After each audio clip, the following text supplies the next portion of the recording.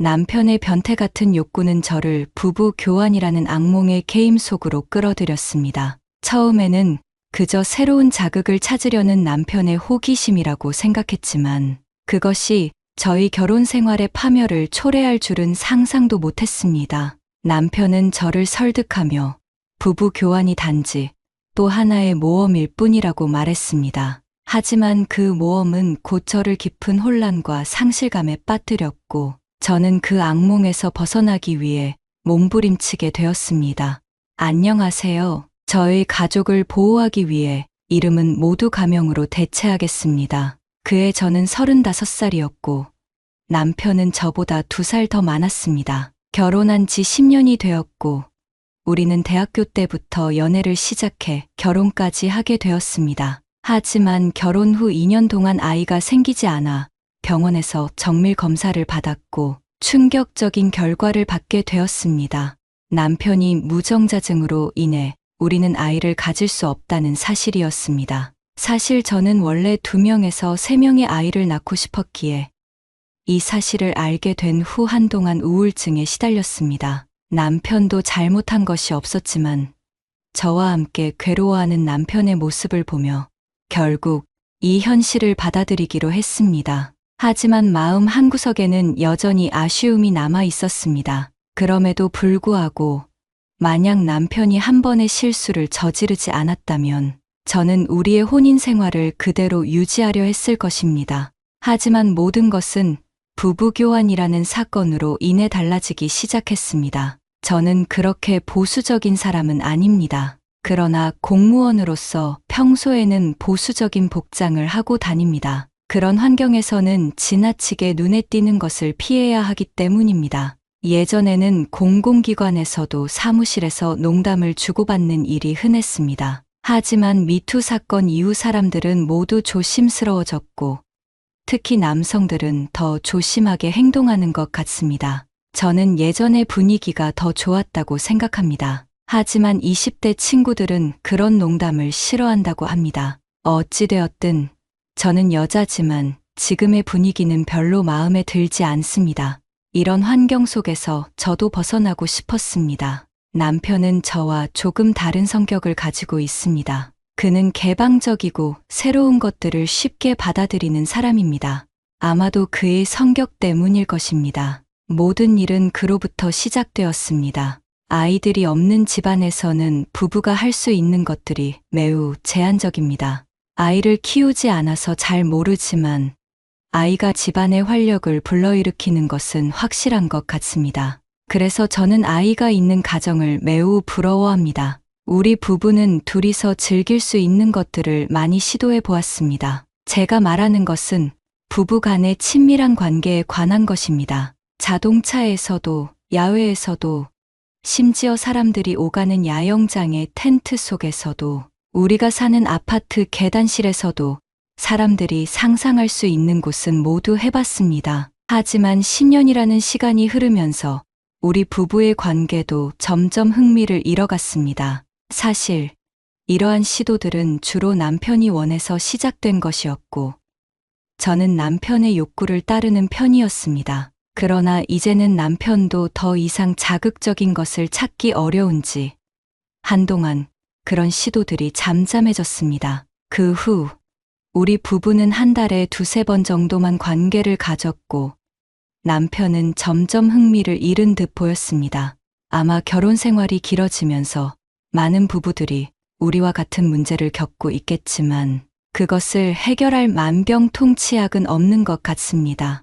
대부분의 사람들은 평범함을 받아들이고 평생을 그렇게 살아갑니다. 하지만 어떤 사람들은 평범함에 만족하지 못합니다.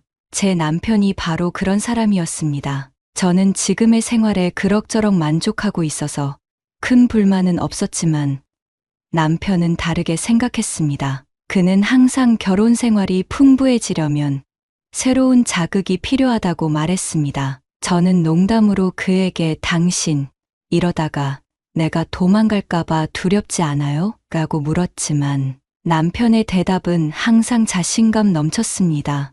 인생은 짧아. 당신도 충분히 즐기면서 살아야 해.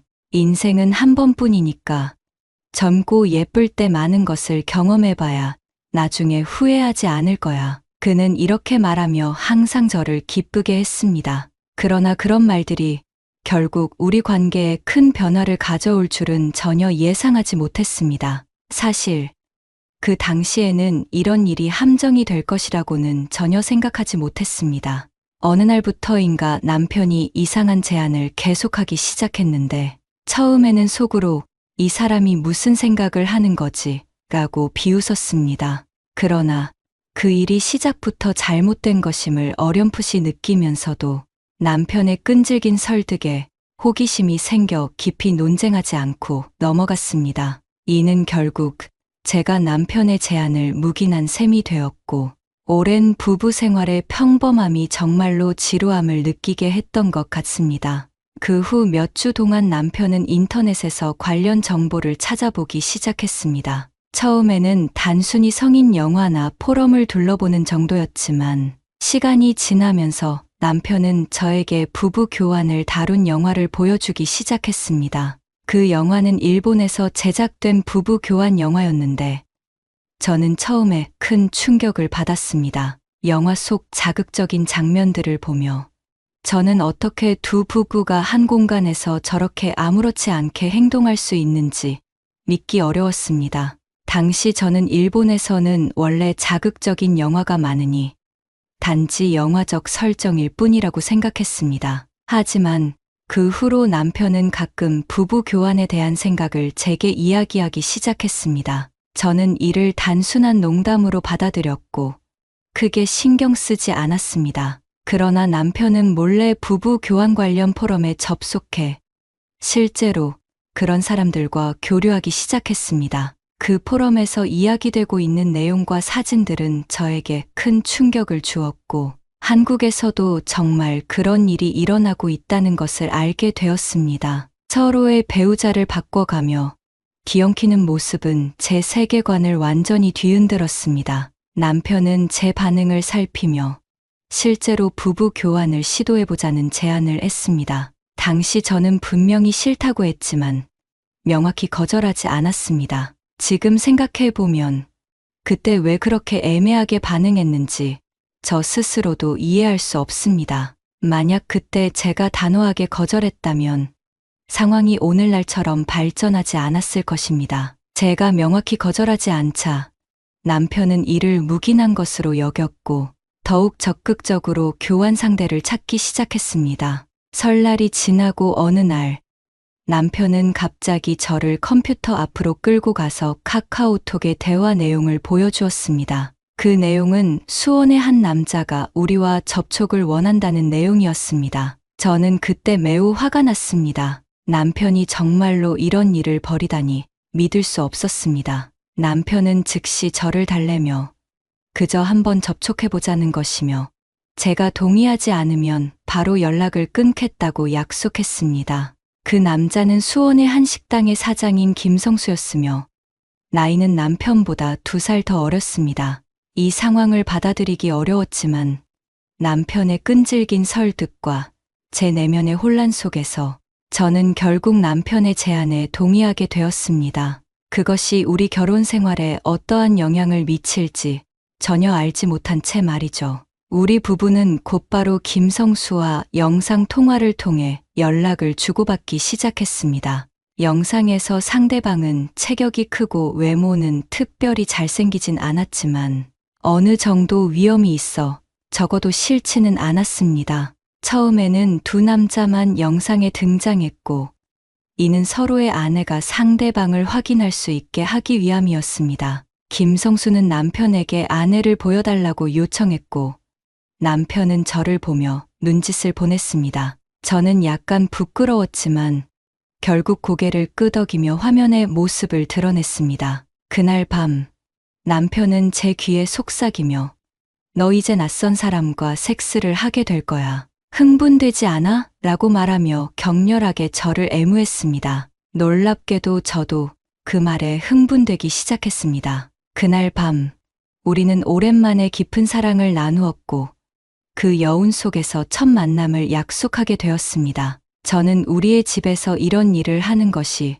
불편하다고 느꼈기 때문에 수원에서 만나기로 했습니다. 주말에 우리 부부는 차를 몰고 수원으로 향했습니다. 김성수가 남겨준 주소인 한 아파트의 지하 주차장에 도착하자 김성수가 우리를 마중 나왔습니다. 그는 키가 190cm에 달하는 매우 큰 체격의 남자였습니다. 그의 앞에서 180cm인 남편조차 상대적으로 작아 보였습니다. 김성수는 마치 오래전부터 우리를 기다린 듯한 표정이었고, 저와 남편은 서로 눈을 마주치며 긴장을 풀기 위해 웃음을 터뜨렸습니다. 김성수는 매우 부드럽고 친근한 성격의 사람이었습니다. 그는 우리에게 몇 가지 상황을 설명해 주며 자연스럽게 대화를 이끌어갔고, 곧 우리는 서로 친밀감을 느끼기 시작했습니다. 그러나 처음으로 이런 활동을 하게 된 저는 여전히 긴장되었습니다. 제 얼굴에 미소가 굳어지는 것을 느꼈습니다.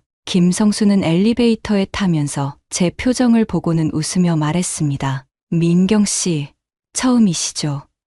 긴장할 필요 없어요. 언제든지 그만둘 수 있어요. 아니면 그냥 우리 넷이서 대화만 나눠도 돼요. 그의 말에 제 얼굴은 순식간에 빨개졌고 저는 부끄러워 고개를 숙였습니다. 얼마 지나지 않아 우리는 목적지에 도착했습니다. 그들 부부는 아파트 25층 꼭대기층에 살고 있었고 40평 넘는 집안 거실에 큰 창문을 통해 도시 전체를 내려다볼 수 있었습니다. 경치는 정말 아름다웠습니다. 김성수의 아내는 이미 식사를 준비해 놓고 우리를 환영해 주었습니다. 우리는 모두 식탁에 앉아 함께 식사를 하며 대화를 나누었고 조금씩 서로에 대한 긴장감을 풀어갔습니다.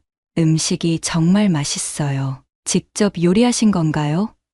남편이 김성수의 아내에게 물었습니다. 그녀는 웃으며 대답했습니다. 네, 요리하는 걸 좋아해서 자주 집에서 준비해요. 맛있게 드셔주시니 기쁘네요. 정말 솜씨가 좋으신 것 같아요. 저도 배우고 싶어요. 제가 말을 꺼냈습니다. 언제든지 오세요. 같이 요리해요. 김성수의 아내가 친절하게 말하며 웃음을 지었습니다. 우리는 서둘러 식사를 마치고 이후에는 조금 더 편안한 분위기에서 서로를 알아가는 시간을 가졌습니다. 마치 이 순간을 위해 서로를 천천히 준비시키는 것 같았습니다. 김성수의 아내는 31살로 저보다 젊었지만 솔직히 외모는 저와 비교했을 때 약간 부족해 보였습니다. 저는 제 외모에 자신이 있습니다. 키 172cm에 몸무게 55kg, 약간 풍만한 몸매에 80cm의 가슴으로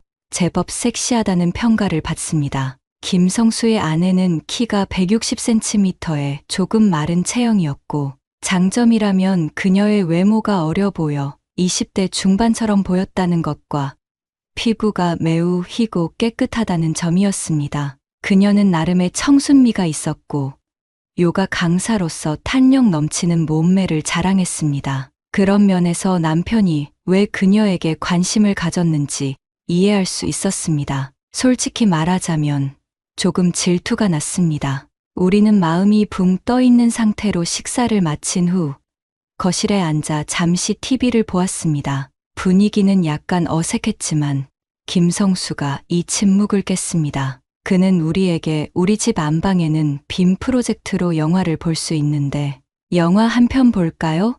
라고 제안했습니다.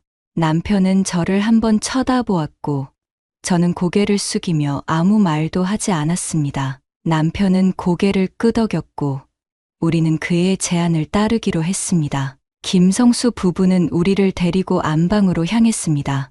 김성수의 아내는 자연스럽게 침대에 앉았고 남편도 침대의 다른 쪽에 편안히 앉았습니다. 저는 조심스럽게 창가 벤치 소파에 앉았습니다. 김성수는 침대 맞은편 벽면에 스크린을 내리고 빔 프로젝트를 켜서 성인 영화를 틀었습니다. 이 장면은 여러 교환 이야기에 자주 등장하는 장면들과 비슷했습니다. 그는 이미 이런 경험이 많은 것처럼 보였습니다. 잠시 후 김성수는 제 옆으로 와서 앉았습니다. 저는 어떻게 해야 할지 몰라 당황했습니다. 남편은 무관심한 듯 우리의 모습을 보며 웃고 있었습니다. 제가 아무 반응을 보이지 않자 김성수는 제 허리를 감싸 안았습니다. 그의 큰 손이 제 허리를 감싸자 저는 이상하게도 몸이 약간 풀리는 느낌이 들었습니다. 김성수는 제 귀에 속삭였습니다. 민경 씨, 처음 봤을 때부터 마음에 들었어요. 제 얼굴은 금세 달아올랐습니다. 김성수가 더 힘을 주자 저는 그에게 기대게 되었습니다. 남편도 그 모습을 보며 침대에 누워 김성수의 아내 옆으로 다가갔습니다. 김성수의 아내는 거부하지 않았고 남편이 그녀를 안도록 내버려 두었습니다. 잠시 후 김성수가 이제 샤워하러 가자고 제안했습니다. 남편은 동의하며 김성수의 아내와 함께 욕실로 들어갔습니다. 그들이 떠나자 저는 혼자 남겨진 듯한 느낌이 들었고 속으로 한숨을 쉬었습니다. 이 상황에서 제 머릿속에는 수많은 생각이 교차했습니다. 이것이 정말로 제가 원했던 것일까요? 아니면 남편의 바람에 따라 어쩔 수 없이 흘러가게 된 것일까요? 마음속 깊은 곳에서는 혼란이 일고 있었지만 이미 시작된 상황에서 저는 그저 앞으로 나아가는 것 외에 다른 선택이 없다는 느낌이 들었습니다. 김성수는 남편이 방을 나간 것을 확인하자마자 팔을 뻗어 저를 그의 품에 끌어안았습니다. 저는 약간 놀라며 미약한 신음소리를 냈습니다. 아마도 그가 그 소리를 저의 동의로 받아들였는지 그는 곧바로 제 입술을 덮으며 깊게 키스를 시작했습니다. 솔직히 말하자면 그는 키스 기술이 매우 뛰어난 남자였습니다. 겨울이라 스웨터를 입고 있었기 때문에 옷을 벗기는 것이 쉽지 않았습니다. 그는 저에게 민경 씨, 옷을 벗어주세요. 라고 부드럽게 말했습니다. 그의 말에 마치 마법에 걸린 듯 저는 그가 말한 대로 행동하기 시작했습니다. 김성수의 몸은 정말로 근육질이었고 매우 건강해 보였습니다. 특히 그의 복부 근육은 매우 매력적이었습니다. 저는 그의 몸을 놀란 눈으로 바라보았습니다. 김성수는 미소를 지으며 자기 몸을 자랑하듯 보여주었고 저는 그의 모습에 저도 모르게 웃음을 터뜨렸습니다. 그 순간 분위기는 한결 편안해졌습니다. 이제 이 상황에서 제 선택이 무엇이든 앞으로 나아가야 한다는 것을 깨달았습니다. 그 순간 남편과 김성수의 아내가 샤워를 마치고 나왔습니다. 저는 다시 얼굴이 붉어졌습니다. 김성수는 저를 일으키며 남편에게 말했습니다. 민경 씨는 정말 아름답고 매력 있는 분이시네요. 남편은 약간 어색한 웃음을 지었습니다. 그 모습을 보며 저는 남편이 왜 그렇게 초조해 보였는지 깨달았습니다. 아마도 첫 번째 교환이라 매우 긴장했던 것 같습니다. 김성수는 저를 욕실로 끌고 갔고 따뜻한 물이 계속 나오고 있었습니다. 그는 제 머리끈을 풀어 제 긴 생머리가 흘러내리게 했습니다. 우리는 다시 격렬하게 키스했습니다. 이번에는 적극적으로 받아들였습니다. 제 몸은 이미 매우 민감해져 있었고 남자를 갈망하고 있었습니다. 머릿속에는 남편이 다른 여자와 관계를 할 때 어떤 모습일지에 대한 생각이 떠올랐습니다. 갑자기 질투심이 생겼습니다. 아마도 남편이 조금 전에 그녀에게만 정신을 팔았기 때문일 것입니다. 저는 완전히 무너졌습니다. 이 밤은 끝이 없는 뜨거운 밤이었습니다. 제가 이전에는 상상도 못했던 일이 마침내 벌어졌습니다. 우리는 저녁 8시부터 새벽까지 놀았습니다. 저는 완전히 지쳐 남편의 품에 안겨 잠이 들었습니다. 다행히 남편은 마지막 순간의 권리를 포기하지 않았습니다. 저는 일요일 오후 1시까지 잠을 잤습니다. 일어나 보니 그들은 이미 옷을 다 입고 거실에서 이야기를 나누고 있었습니다. 김성수의 아내는 매우 개방적이었고 끊임없이 우리에게 설명을 했습니다. 원래 1년 전부터 그들은 교환을 시작했고 이미 여러 번의 성공적인 경험이 있었다고 했습니다. 김성수는 별말 없이 옆에서 가끔 저를 쳐다보았고 그 눈빛은 저를 소름 돋게 했습니다. 저는 어제 밤의 음탕한 경험을 떠올리며 몸서리를 쳤습니다. 남편은 약간 기운이 없어 보였습니다. 그 이유는 말을 하지 않아도 알 수 있었습니다. 우리는 점심을 배달시켜 먹었고 다 먹은 후 남편이 떠나자고 했습니다. 김성수 부부는 우리를 막지 않았고 그냥 몇 마디 의례적인 말을 했습니다. 김성수는 우리를 지하주차장까지 바래다 주었습니다. 우리는 자동차 시동을 걸고 그와 인사 나누고 그곳을 떠났습니다. 집에 돌아가는 내내 남편과 거의 말을 하지 않았습니다. 집에 돌아온 후 저는 남편을 꼭 껴안고 있었고 뭔가를 잃을까봐 두려웠습니다. 이번 경험 이후 우리의 생활은 다시 정상으로 돌아갔습니다. 다만 남편은 더 이상 교환에 열중하지 않았습니다. 그러나 그는 침대에서 갑자기 매우 거칠어졌습니다. 자주 매우 거칠게 행동했습니다. 저는 그가 그때의 경험 때문에 자극을 받았다는 것을 알 수 있었습니다. 그는 종종 관계 중에 "그날 어땠어? 나보다 김성수의 것이 더 나았지. 키도 크니 그곳도 크더라라고 물었습니다. 저는 그의 자존심이 상처받았다는 것을 알았고 그를 많이 위로해 주었습니다. 남편은 이전보다 더 열정적이었지만 저는 그날의 떨리는 느낌을 다시는 느낄 수 없었습니다. 시간은 빨리 흘렀습니다. 그리고 저는 모든 일이 끝인 줄 알았습니다. 하지만 이건 시작에 불과했습니다. 그로부터 석 달이 지났을 때였습니다. 남편이 출장으로 한 달 동안 집을 비우게 되었습니다. 남편이 떠난 지 열흘쯤 되던 날, 뜻밖의 전화 한 통을 받았습니다. 전화는 김성수에게서 걸려온 것이었습니다. 가끔 사람의 인생이 운명에 의해 조종되는 것 같다는 생각이 들기도 합니다. 김성수는 전화해서 "민경 씨, 오랜만이에요. 잘 지내셨어요? 우리 언제 다시 만날 수 있을까요? 라고 말했습니다. 제가 "남편이 출장 중이라 갈 수 없어요 라고 대답했습니다. 김성수는 "남편 없으면 못 오나요? 우리끼리 놀 수도 있는 거 아닌가요? 혼자 외롭지 않아요? 수원에 와서 얼굴 좀 보여주세요. 주말에 기다릴게요. 라고 말했습니다. 저는 그가 무엇을 암시하는지 알았습니다. 김성수의 말은 마치 무거운 망치로 제 마음을 두드리는 듯 했습니다. 저는 순간 말을 잃고 가슴이 두근거리며 더 이상 거절할 수 없었습니다. 김성수는 이어서 "민경 씨도 저를 잊지 못하고 있죠? 왜 스스로를 속이고 있어요?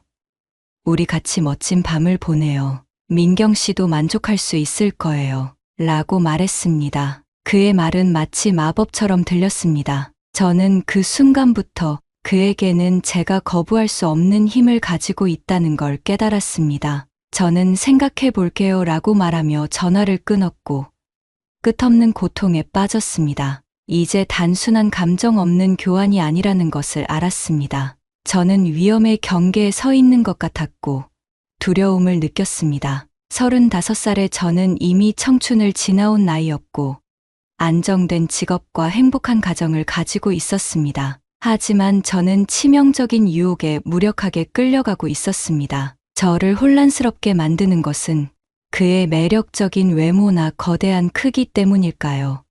아니면 그의 강한 존재감 때문일까요? 전화를 끊고 나서 저는 무의식적으로 남편에게 전화를 걸었습니다. 남편의 익숙한 목소리가 들려왔습니다. "여보, 나예요." 저는 갑자기 할 말을 잃었습니다. 여보, 왜 전화했어?" "그냥 언제 돌아오는지 궁금해서." 남편이 의아한 듯 물었습니다. "왜? 무슨 일 있어?" "아니, 그냥 어젯밤에 영화를 봤는데 당신이 보고 싶어졌어." 이것이 제가 할 수 있는 최대의 노력임을 알았습니다. 하지만 김성수가 따로 만나자고 한 걸 왜 남편에게 말하지 않았는지 모르겠습니다. 남편은 "아직 시간이 좀 더 걸려. 최소한 월말까지는 걸릴 거야 라고 대답했습니다. 그의 목소리는 여전히 가벼웠습니다. "조금 일찍 올 수는 없나요?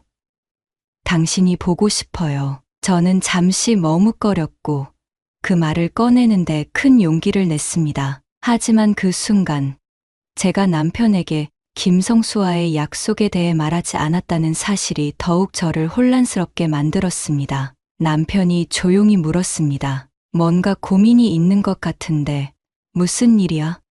저는 마음속에서 말할지 말지를 두고 치열하게 싸우고 있었습니다. "그냥 요즘 기분이 좀 그래. 아무래도 당신이 없어서 그런가 봐." 남편은 걱정스러운 목소리로 그럼 내가 일찍 돌아가는 방법을 찾아볼게. 조금만 참아. 라고 말했습니다. 그 말에 저는 안도감을 느꼈지만 동시에 김성수와의 만남에 대한 불안감이 더욱 커졌습니다. 남편은 이어서 저녁에 다시 이야기하자. 나 회사에 들어가 봐야 해. 라고 말하고 전화를 끊었습니다. 전화 저편의 단절음을 들으면서 약간 실망스러웠습니다. 그 순간 저는 원래 김성수의 이야기를 남편에게 말하려고 했었습니다. 그러나 말하지 못한 후회감이 점점 커졌습니다. 그날 저녁, 저는 남편의 전화를 기다렸습니다. 이것을 운명의 시험으로 여겼습니다. 만약 남편이 전화를 하면 김성수의 일에 대해 말하고 그와의 만남을 거절하기로 결심했습니다. 하지만 전화가 오지 않는다면 어떻게 해야 할지 몰랐습니다. 결국 그날 밤 남편의 전화는 오지 않았고 저는 잠 못 이루는 긴 밤을 보냈습니다. 이 또한 운명의 장난일까요? 때때로 저는 운명을 믿습니다. 이틀이 더 지나고 금요일에 김성수가 다시 전화를 걸었습니다. 언제 올 수 있나요? 저는 잠시 침묵했고 그는 제 대답을 기다리고 있었습니다. 저는 전화 저편에서 자신만만한 미소를 짓고 있는 김성수를 상상했습니다. 제 고집스러운 성격이 폭발했습니다. 가지 않을 거예요. 전화 저편에서 실망스러운 목소리가 들렸습니다. 그는 더 이상 저를 유혹하지 않았고 저는 전화를 끊었습니다. 저는 안도의 한숨을 내쉬었지만 동시에 설명할 수 없는 감정이 들었습니다. 이것이 제가 할 수 있는 마지막 저항이었습니다. 그 순간 제가 아직 이런 용기를 가지고 있다는 것이 다행스럽게 느껴졌습니다. 다음 날인 토요일, 저는 이 일이 끝났다고 생각하며 혼자 쇼핑을 하고 있었습니다. 갑자기 전화가 울렸습니다. 전화를 보니 김성수였습니다. 저 서울에 있어요. 민경 씨는 어디예요? 제 심장은 두근거리기 시작했습니다. 저 지금 밖에서 쇼핑 중이에요. 남편 돌아오셨나요? 아니요. 아직 출장 중이에요. 그러면 지금 와요. 민경 씨가 너무 보고 싶어요. 저 땡땡 호텔 510 호실에 있어요. 어서 와요. 기다릴게요. 그의 목소리는 단호했습니다. 저는 무언가 더 말하려고 했지만 그는 이미 전화를 끊었습니다. 순간적으로 혼란스러워졌습니다. 저는 어찌할 바를 몰랐고 제 마음은 끊임없이 갈등했습니다. 김성수의 말을 따를 것인지 아니면 지금이라도 멈출 것인지 저는 몇 번이고 스스로에게 물었습니다. 하지만 결국 저는 제 본능에 이끌려 그 호텔로 향했습니다. 제 머릿속에서는 온갖 생각들이 교차했고 발걸음은 더욱 무거워졌습니다. 호텔에 도착했을 때 저는 로비에서 잠시 멈춰섰습니다. 여기서 돌아가야 하는 걸까?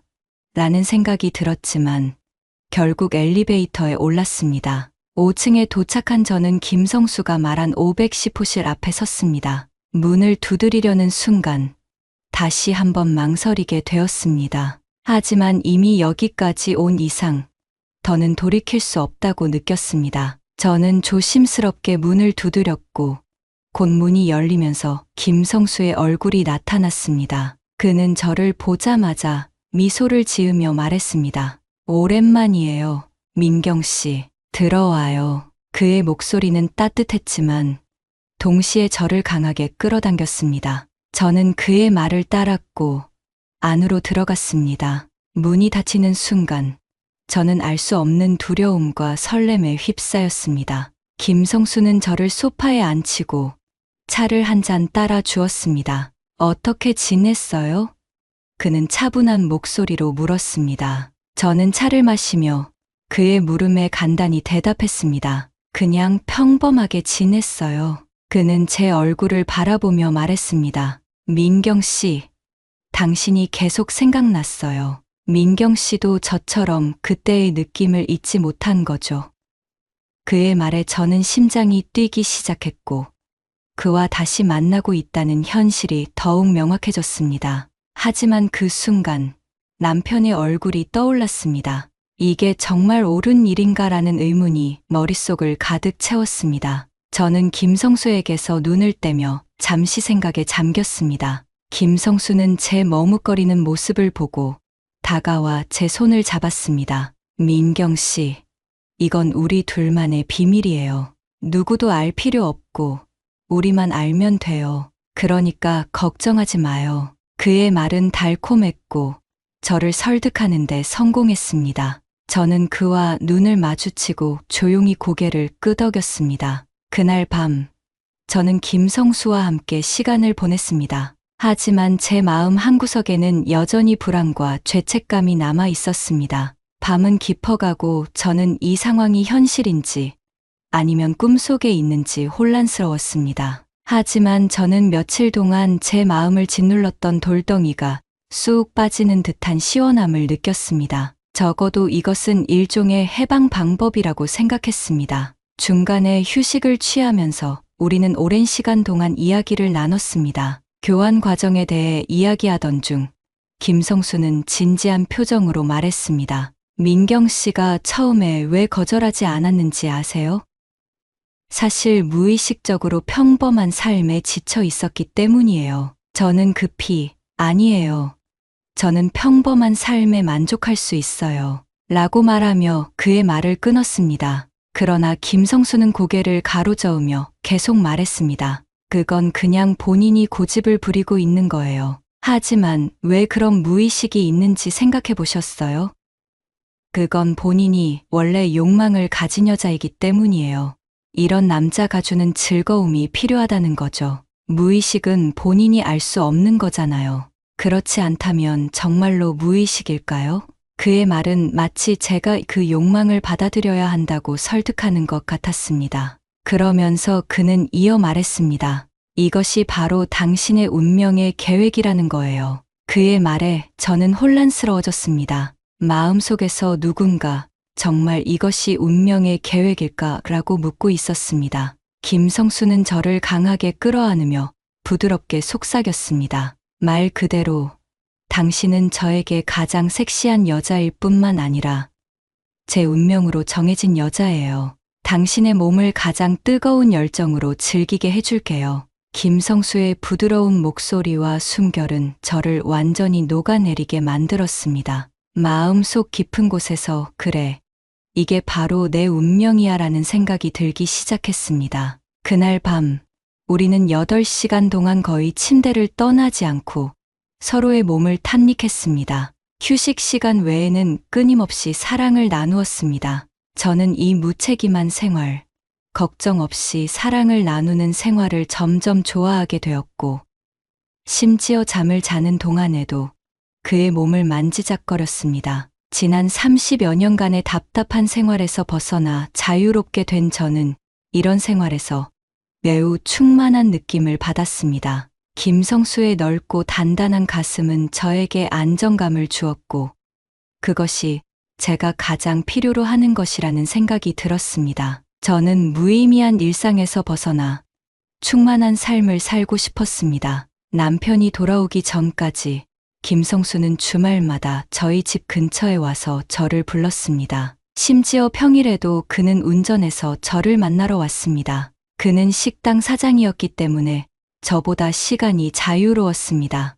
때로는 퇴근 후에, 때로는 저녁 식사 후에, 심지어는 점심시간에도 직장을 떠나 그를 만났습니다. 우리는 그의 차 안이나 사람 없는 공원에서조차 관계를 가졌습니다. 저는 마치 미친 듯이 김성수와의 만남을 갈망했습니다. 그의 존재는 제게 강렬한 열정의 상징이었고, 저는 그 열정에 완전히 사로잡혀 있었습니다. 남편이 돌아오기 전날 밤, 저는 집에 돌아가지 않았습니다. 새벽까지 이어진 김성수와의 만남에서 그는 저를 다시 한번 절정으로 이끌었습니다. 그 순간, 저는 그에게 절박하게 물었습니다. 저를 사랑하시나요?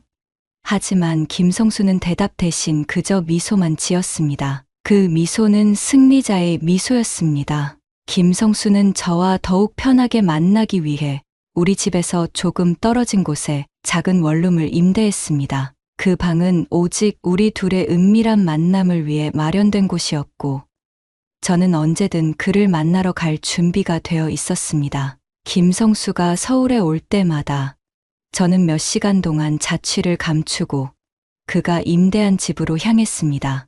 김성수는 이러한 제 매력을 알아보았고, 그는 저를 정말로 매혹적인 여인으로 여겼습니다. 김성수는 제 몸에 끝없는 흥미를 보이며 마치 제 모든 것을 소유한 것처럼 행동했습니다. 김성수는 다양한 기술을 선보이며 저를 다양한 방법으로 즐겼고, 저는 그의 매력에 빠져 모든 것을 받아들였습니다. 그의 열정은 마치 저를 삼켜버릴 듯 강렬했고, 그의 기술은 때로는 매우 음란했습니다. 하지만 그는 저를 유혹하며 제가 그의 기술에 매료되도록 만들었습니다. 저항하려는 생각조차 들지 않게 만들었던 그의 설득력은 정말 강력했습니다. 그는 제가 그를 기쁘게 하기 위해 무엇이든 할 수 있는 존재로 만들었습니다.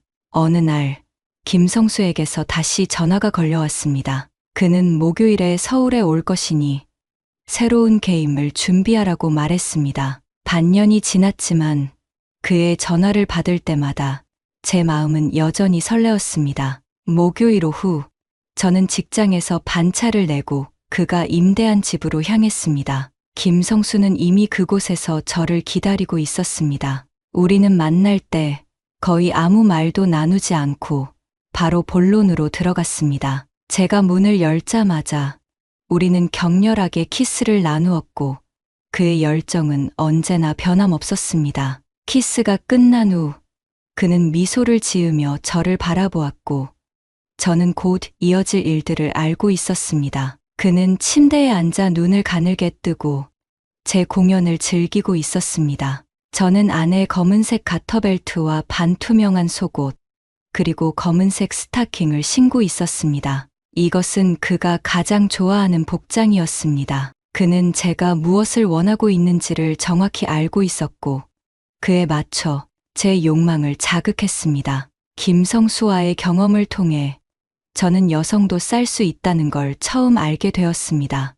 그러나 김성수와의 경험 후 집에 돌아와 남편을 대면하는 것이 점점 더 어려워졌습니다. 남편과의 시간은 이제 지루하기만 했습니다. 남편은 여전히 자극적인 것을 좋아하였지만 정작 본인의 기술은 그대로였습니다. 저로서는 더 이상 만족을 할 수 없었습니다. 그럼에도 불구하고 저는 남편과의 시간에 더 열심히 임했습니다. 남편을 기쁘게 하려는 노력은 저의 죄책감에서 비롯된 것이었습니다. 반년 동안 남편은 아무런 의심도 하지 않았고, 이는 저의 죄책감을 더욱 증폭시켰습니다. 시간이 지나면서 저는 김성수와의 열정이 저를 영원히 행복하게 해줄 수 없다는 것을 깨달았습니다. 대부분의 시간 동안 저는 갈등과 고통 속에서 살아야 했습니다. 김성수와 함께 있을 때는 육체적인 쾌락을 마음껏 즐겼지만 남편과의 관계 시 저를 오히려 깊은 허무함에 빠뜨렸습니다. 김성수와 함께 있는 시간은 저에게 현실을 잊게 만드는 순간이었고, 모든 것이 완벽해 보였습니다. 그는 때때로 제 귀에 대고 속삭였습니다. 너는 내 것이야. 너는 내 손에서 벗어날 수 없어. 그의 말은 마치 최면수를 건 것처럼 저를 완전히 사로잡았고, 저는 그의 말에 따라 움직일 수밖에 없었습니다. 김성수는 제게 있어 어둠 속의 왕처럼 군림했고, 저는 그에게 복종할 수밖에 없었습니다. 김성수는 마치 제 모든 삶을 조종하는 사람처럼 저를 다루었습니다. 그의 모든 행동은 저에게 강력한 영향을 주었고, 저는 그의 통제 아래에 있는 듯한 느낌을 받았습니다. 마치 김성수 없이 제 인생은 의미가 없어진 것처럼 그의 명령에 따라 움직였습니다. 이 모든 상황이 점점 더 깊어질수록 저는 빠져나올 수 없다는 것을 점점 더 강하게 느끼게 되었습니다. 그 방에서는 더 이상 일상의 나 자신이 아닌 오직 김성수의 욕망을 채워주는 존재로 변해버린 제가 있었습니다. 제 자신이 누구인지조차 잊게 만들었습니다. 그와 함께 있는 동안 저는 점점 제 자신을 잃어갔습니다. 오랜 시간이 지나서야 저는 김성수가 저에게 행했던 것이 가스라이팅이었다는 것을 알게 되었습니다. 그의 통제력은 저를 그에게 의지하게 만들었고, 제가 그와 함께 있지 않으면 불안함을 느끼게 했습니다. 그는 마치 저를 철저히 길들인 것처럼 제 모든 행동을 지배했습니다. 그와 함께 있을 때마다 저는 그의 손길과 명령에 따라 움직였습니다. 그가 시키는 대로 옷을 벗고 그가 원하는 대로 행동하는 것이 제게는 당연한 일이 되어버렸습니다. 김성수는 저를 완벽하게 통제하며 제가 그에게서 벗어날 수 없도록 만들었습니다. 제가 그의 소나귀에서 벗어나려는 생각조차 하지 못하게끔 그는 저의 삶을 조종했습니다. 우리가 한참 땀을 흘리고 있을 때 저는 눈가리개 때문에 아무것도 보이지 않았습니다. 그런데 갑자기 문이 열리는 소리가 들렸고 저는 놀라 일어나려 했지만 어서 누워, 가만히 있어 라는 김성수의 말에 무의식적으로 그의 말을 따르게 되었습니다. 김성수는 다시 움직이기 시작했고 옆에서는 옷 벗는 소리와 흥분된 숨소리가 들려왔습니다. 그날은 저에게 정말 악몽 같은 날이었습니다. 그날 우리는 저녁 10시까지 함께 시간을 보냈습니다. 김성수가 저를 집에 데려다 줄 때 가을의 서울은 이미 쌀쌀해졌고 차가운 바람이 불어와 저는 갑자기 매우 추워졌습니다. 그가 저를 다른 사람과 그렇게 쉽게 공유했다는 사실이 혼란스러웠습니다. 그에게 저는 대체 어떤 존재였을까요? 아마도 저는 단지 그의 여러 놀이기구 중 하나에 불과했을 것입니다. 지금은 그가 저에게 흥미를 보이고 있지만 그 흥미는 시간이 지나면 사라질 수밖에 없을 것입니다. 이런 생각들로 인해 눈물이 났습니다. 저는 자신이 너무나도 비참하고 창녀와 다를 바 없다는 생각이 들었습니다. 이 눈물은 후회의 눈물이었습니다. 남편에 대한 무한한 증오가 마음속에 피어올랐습니다. 그의 호기심과 욕망이 저를 이 길로 이끌었기 때문이었습니다.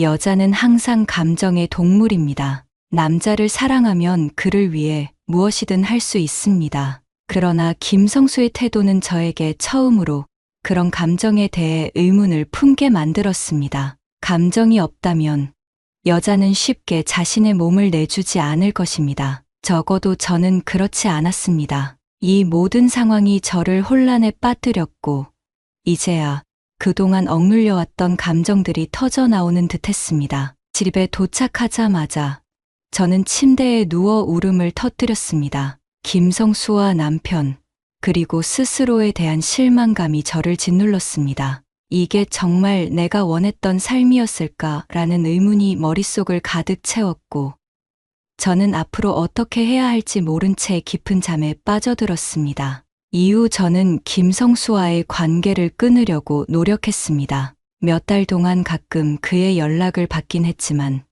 저는 그에게 의존하지 않으려고 의식적으로 그를 피했습니다. 출장 기회를 찾아서 그를 피하기도 했습니다. 그리고 저는 심리 상담을 받기 시작했습니다.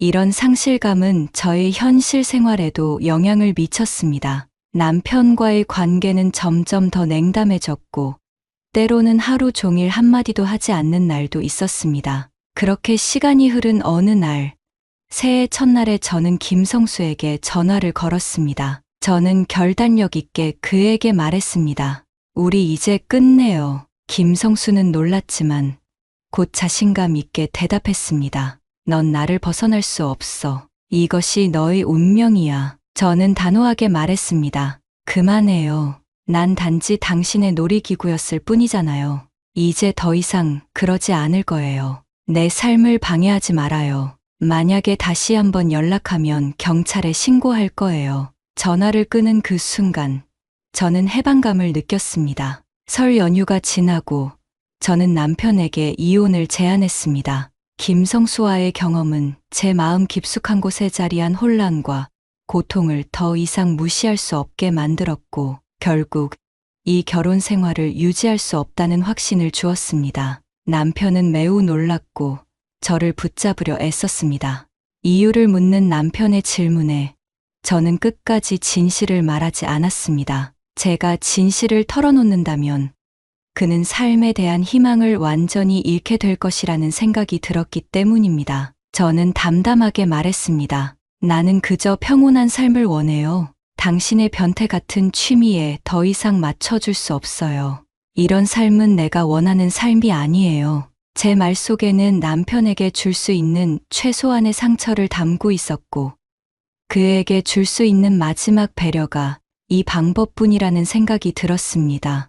남편은 침묵 속에서 고개를 떨구며 더 이상 저를 붙잡지 못했습니다. 그 역시 우리가 돌아갈 수 없는 길을 건넜다는 것을 알고 있었던 것입니다. 이혼 서류에 서명을 할 때 우리가 함께했던 시간들이 머릿속을 스쳐 지나갔습니다. 하지만 이제는 돌아갈 수 없는 과거였습니다. 이혼 후 저는 홀로 서기를 결심하고 제 삶을 다시 찾기 위한 노력을 시작했습니다.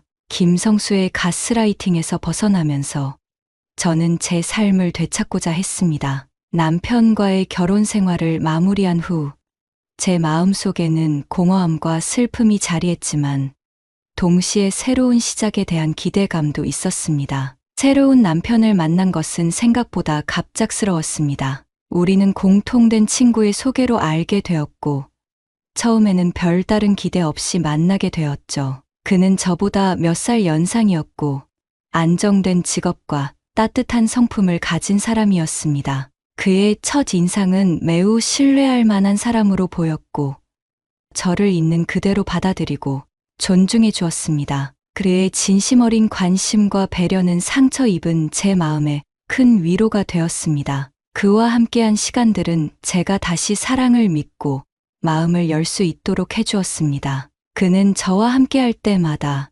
저에게 따뜻한 미소를 지어 주었고 어려운 순간에도 항상 곁에서 힘이 되어 주었습니다. 그는 제가 과거의 상처를 극복할 수 있도록 도와주었으며 무엇보다 저를 있는 그대로 사랑해 주었습니다. 우리는 결혼 후 평화롭고 안정된 일상을 꾸려나갔습니다. 그는 제게 안정감과 행복을 주었으며 함께하는 모든 순간이 특별하게 느껴졌습니다. 주말에는 함께 산책을 가거나 새로운 요리를 시도하며 즐거운 시간을 보냈습니다. 그는 항상 제 의견을 존중하고 저와 함께 미래를 계획했습니다. 특히 제가 임신 소식을 전했을 때 그는 눈물을 글썽이며 저를 꼭 안아주었습니다. 이제 우리에게 새로운 가족이 생겼네요. 나는 당신과 우리 아이가 너무나도 소중해요.